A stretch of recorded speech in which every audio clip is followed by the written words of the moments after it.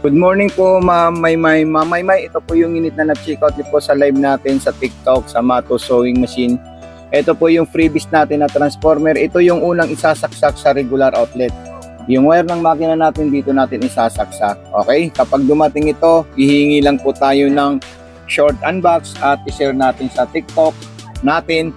Pamention Solid Mato Sewing Machine. So maglalagay na po ako ng sinulid sa itaas. Ayan po yung sample natin, ma'am. Tapos pataas naman po, tsaka dito naman po siya. Ayan. Tapos dire-diretso naman po dito sa may lagayan ng karayom. Ipapasok natin yung sinulid natin sa butas ng karayom.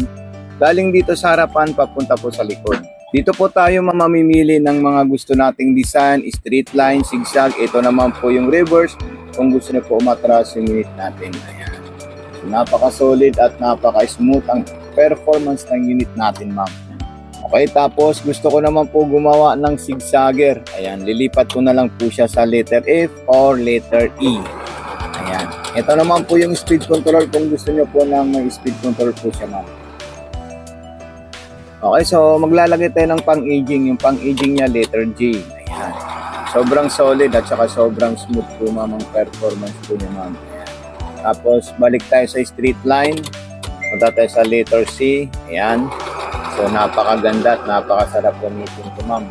Thank you nga pala, ma'am. God bless and more power po, ma'am Maymay. Ayan. Huwag po natin kakalimutan yung tutorial video call natin. Kailangan po natin yon at kailangan nyo po yan para kayo ay maturuan natin. At saka para mabilis din po kayo makapag-reply kapag may mga concern po kayo, ma'am. So, thank you, bye, and God bless po.